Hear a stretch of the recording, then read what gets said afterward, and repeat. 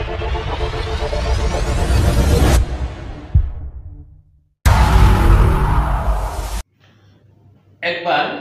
নাসিরউদ্দিন হুজ্জা নামাজে বসে তার কিছু সমস্যার কথা মহান আল্লাহ তাআলার কাছে তুলে ধরলেন। তার খুব টাকার প্রয়োজন ছিল, তার খুব অর্থ কষ্ট যাচ্ছিল, তাই নামাজে বসে সে আল্লাহ তাআলার কাছে পানা চাচ্ছিল, আল্লাহ তাআলার কাছে তিনি টাকার জন্য ফরিয়াদ করছিল। তিনি করুণ কান্নায় চোখ ভিজিয়েছিল। সে আল্লাহর কাছে করজোড়ে নত সরে বলছিলেন, হে আল্লাহ, আমার কিছু টাকার প্রয়োজন, আমাকে আপনি কিছু টাকার ব্যবস্থা করে দিন।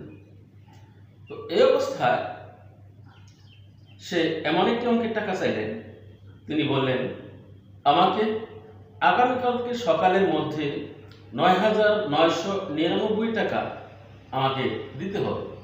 আল্লাহর কাছে তিনি দাবি করে বললেন। তার এই প্রার্থনাটি, তার এই মোনাজাতটি পাশের এক ধনাঢ্য ইহুদি শুনছিল। এবং সে কেমন ইহুদি, তার কাছে কোনোদিন কেউ একটি পয়সা ভিক্ষা চেয়েও পেত না, একটি পয়সা কেউ ধার পেত না, একটি পয়সা তিনি কোথাও কাউকে নজির নেই দিয়েছে। সেই ব্যক্তিটির মন গলে গেল।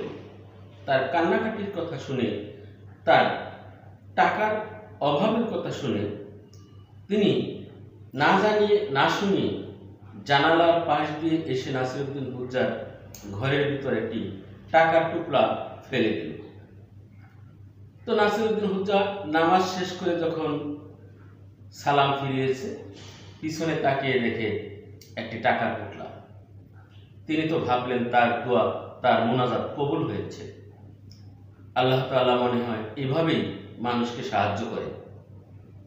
তো অত্যন্ত খুশি মনে সে আল্লাহর কাছে কৃতজ্ঞতা প্রকাশ করল। এর মধ্যে কয়েকদিন যেতে না যেতেই ওই ধনাঢ্য ইহুদি ব্যক্তিটি নাসিরউদ্দিন হুজ্জার কাছে টাকা চাইল। কত টাকা? সেই পোটলার মধ্যে 10,000 টাকা ছিল। তো নাসিরউদ্দিন হুজ্জার কাছে যখন ওই ইহুদি ব্যক্তিটি টাকা চাইল, তখন নাসিরউদ্দিন হুজ্জা হতবাক হয়ে বলল, আসলে নাসিরউদ্দিন হুজ্জাও জানত এটি তারই দেয়া, কিন্তু যেহেতু নাসিরউদ্দিন হুজ্জা একজন কৌশলী মানুষ ছিল, চরম একজন চালাক ব্যক্তি ছিল,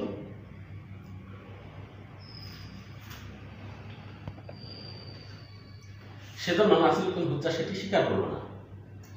এবং কি সে বলল যে এই এলাকায় এবং তোমাকে যারা চিনে কেউ বলবে না, কেউ বলতে পারবে না তুমি কাউকে টাকা এমনিতে দান করো। তখন সেই ব্যক্তিটি, ইহুদি পাদ্রী ব্যক্তিটি, ওই এলাকার কাজীর কাছে নালিশ জানালো। এর আগে তার এলাকার অনেকের কাছে নালিশ জানাচ্ছে, কিন্তু কেউ বিশ্বাস করতে পারেনি। তারপরে সেই এলাকায় যে এই দরবার করে সেই কাজীর কাছে গেল। তখন নাসিরউদ্দিন হুজ্জা বায়না ধরল যে কাজীর কাছে যাওয়ার মতো আমার কোনো পোশাক নেই, আমি সেখানে আমার এই জীর্ণ শীর্ণ পোশাকে আমি যেতে পারবো না।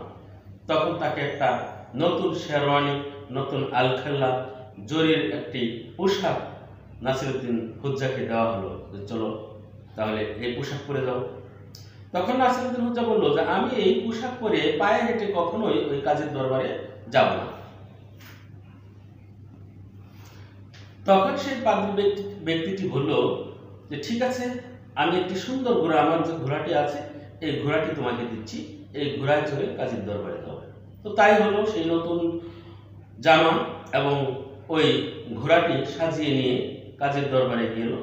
কাজীর দরবারে যখন গেল, তখন নাসিরউদ্দিন হুজ্জা বলল যে দেখুন, এই লোকটির মাথা খারাপ হয়েছে নাকি এই লোকটি পাগল হয়েছে আমি বলতে পারবো না। যে ব্যক্তিটি ভিক্ষুককে একটি পয়সা দান করে না এবং তার কাছে এই এলাকার অসংখ্য লোক টাকা চেয়ে ফেরত দিয়েছে, কোনোদিন সে তার পকেট থেকে একটি টাকা খরচ করে না, আজকে সে ব্যক্তি আমাকে বলছে যে সে আমার কাছে 10,000 টাকা পাবে। আমি জানি না কখন জানি এই পাগল ব্যক্তি বলে ফেলে যে আমার এই গায়ের জামাটিও তার।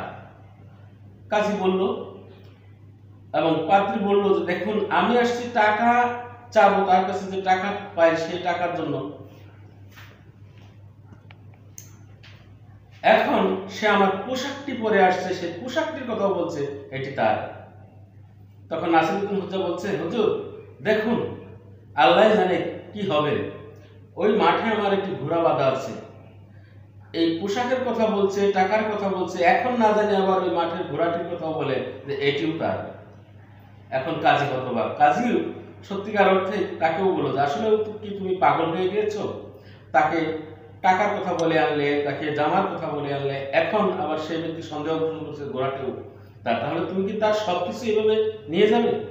তখন সেই পাদ্রী ব্যক্তিটি অসহায়ের মতো কাজীর দিকে তাকিয়ে রইল এবং সবকিছু খুঁয়ে নাসিরউদ্দিন হোজ্জাকে সালাম জানিয়ে সে ফেরত আসলো।